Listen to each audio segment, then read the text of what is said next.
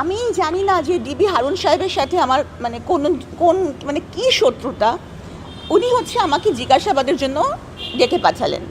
তা আমি তো সুন্দরভাবে চলে গেলাম, গটগট করে চলে গেলাম, কারণ আমি তো জানি আমি কোনো অপরাধ করিনি, যে আমি পরিবর্তিত হয়ে আমি লুঙ্গি পরে বা বোরখা পরে পালিয়ে যাব। আমি তো এমন কোনো অপরাধ করিনি যে আমাকে পালাতে হবে।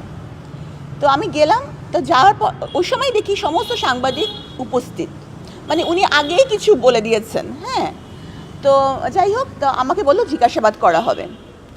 তো জিজ্ঞাসাবাদ করার জন্য মানে একটা রুমে রাখা হলো 1.5 ঘন্টা, কিন্তু উনি আমাকে কোনো জিজ্ঞাসাবাদই করেননি। শুধু দুটা প্রশ্ন উনি পুরো সময় আমাকে করেছিলেন। একটা হচ্ছে যে আপনি কোন মেডিকেল কলেজ, আপনি কততম বিসিএস। তো এই দুটি প্রশ্নের ভিত্তিতে উনি আমাকে কিভাবে গ্রেফতার করলেন, এই দুটো প্রশ্নে উনি কি সন্দেহজনক পেলেন, কি উত্তর পেলেন যে উনি আমাকে এই মামলায় গ্রেফতার করলেন। আচ্ছা, আর আরেকটা কথা হচ্ছে যে এটা একটা সরকারি চাকরিজীবীদের নিয়মই আছে, তাদেরকে যখন গ্রেফতার করা হবে তখন অবশ্যই ঊর্ধ্বতন কর্তৃপক্ষের অনুমতি লাগবে। তখনকার যে ডিরেক্টর স্যার ছিলেন এনআইসিবিডির, তার কোনো অনুমতি নেওয়া হয়নি। তারপরে উনি আমাকে গ্রেফতার দেখালেন। এবং যে তৎকালীন যে স্বাস্থ্য মন্ত্রণালয়, সেখান থেকে বলা হলো যে আমি এখানকার রেজিস্ট্রার কার্ডিয়াক সার্জন থাকা অবস্থায় আমি আরেকটা প্রাইভেট প্রতিষ্ঠানের চেয়ারম্যান ছিলাম, এজন্য আমাকে বরখাস্ত করা হলো। কিন্তু আমি যে চেয়ারম্যান ছিলাম সেটা তো কোনো কাগজই নাই। তাহলে উনি বিভাগীয় তদন্ত না করে উনি কিভাবে এত বড় একটা কথা বলে আমাকে চাকরি থেকে বরখাস্ত করতে পারেন? তো পুরো ব্যাপারটি একটা সাজানো ছিল, একটা চক্রান্ত ছিল, ষড়যন্ত্র ছিল। এবং আমরা এখন বুঝতে পারছি, তখন তো আর সাধারণ মানুষ বুঝতে পারেনি, এখন মানুষ বুঝতে পারছে যে ওই আমলে কত মিথ্যা মামলার শিকার মানুষ হয়েছে। আচ্ছা, রিমান্ডে আমার উপর যে অত্যাচার হয়েছে সেটার কথা আমি এখন ভাষায় প্রকাশও করতে পারবো না, আর আমি এগুলো বলতেও চাই না। হ্যাঁ, এটা এত একটা ভয়ঙ্কর পীড়াদায়ক স্মৃতি। এবং এই একটা মামলায় আমাকে 7 দিন রিমান্ডে রাখা হয়েছে, 7 দিন। হ্যাঁ, বারবার করে রিমান্ড চাওয়া হয়েছে, বারবার রিমান্ড চাওয়া হয়েছে। এবং আমি আসলে যারা রিমান্ডে কোনো সময় গিয়েছেন তারাই বলতে পারবেন যে রিমান্ডটা কত দূর ভয়াবহ, বিশেষ করে একটা নারীর জন্য। হ্যাঁ, আসলে মানে আমি বলতে চাচ্ছি যে ওই সময়টুকুর স্মৃতি, মানে সেই স্মৃতিগুলো এত মানে পীড়াদায়ক, এই প্রশ্নগুলা এত অপমানজনক এবং অনেক ক্ষেত্রে অনেকাংশেই মানে নোংরা। সেগুলা কথা আমি এখন সর্বসমক্ষে বলতেও চাই না, বা এগুলা কথা মানে আমার মানে ব্যক্তিত্ব বা আমার অবস্থানের জন্য বা আমার পরিবারের জন্য এটা আমি মনে করি যে এটা সুখকর না। এই জন্যে আমি এগুলা বিষয়ে কিছু বলতে চাই না। তবে এটা জানি যে ওনারা খুব ভালো মতনই জানতেন, খুবই ভালো মতন জানতেন যে আমি এটা করি নাই। ওনারা জেনে শুনেই মানে সব কিছু জানতেন, জেনে শুনেই এই নাটকটা সাজিয়েছিলেন।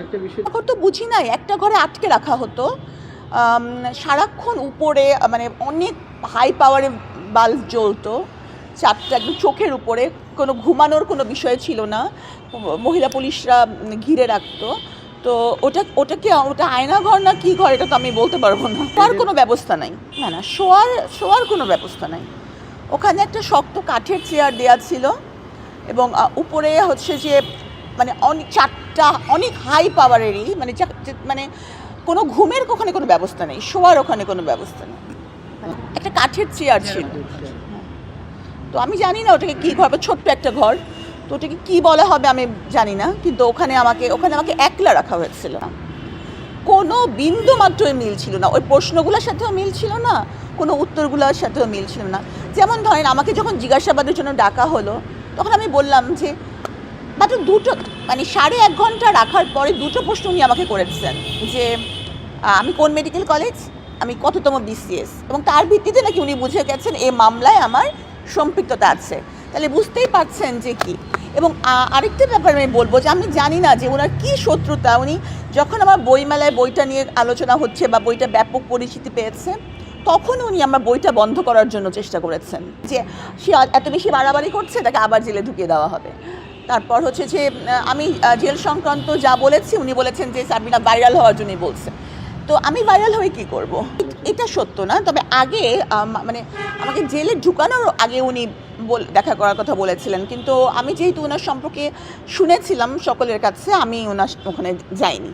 এখন ব্যাপার হচ্ছে যে আমি এই ব্যাপারে বিভিন্ন মানে আমার লয়ারদের সাথে কথা বলছি, তবে সবচেয়ে বড় কথা হচ্ছে আমার বাবা, উনি আমার নিরাপত্তা নিয়ে খুব চিন্তিত এবং অনেকেই বলছেন যে তার অনেক ক্ষমতা, আমি যদি একটা উকিল দাঁড় করাই তাহলে উনি নাকি 10টা উকিল দাঁড় করাবেন। তারপর হচ্ছে যে ওনার অনেক সহচররা রয়ে গেছেন যারা আমার উপর হামলা করতে পারে।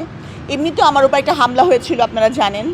তো এই জন্যই আমার বাবা বলেন যে তোমাকে কে প্রোটেকশন দিবে, তুমি একটা মেয়ে মানুষ, হ্যাঁ, তুমি এত বড় একটা ব্যক্তির সাথে, আর আমার তো ক্ষমতা খুব ক্ষুদ্র, না আমার কোনো লোক বল আছে, না আমার টাকা পয়সার আছে, কিছুই নেই। তো এই জন্য এটা নিয়ে আমি ভাবছি। এখন যদি আমি কোনো আশ্বাস পাই, হ্যাঁ, যে আমার নিরাপত্তা বিঘ্নিত হবে না, তাহলে হয়তো এই ব্যাপারে আমি ব্যবস্থা নিতে পারবো, তবে অবশ্যই পরিবারের পরামর্শে।